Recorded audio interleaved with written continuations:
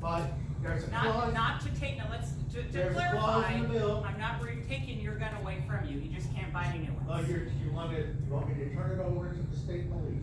Can't buy any new ones.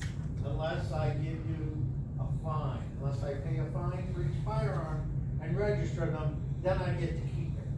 Okay. So, if I get to keep it, if I pay a fine and register Or it, registration. then how dangerous is it in the first place? Why do you need to ban it all?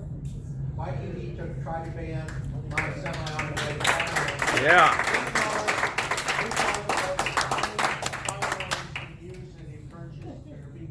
Well, you've just maybe changed my mind.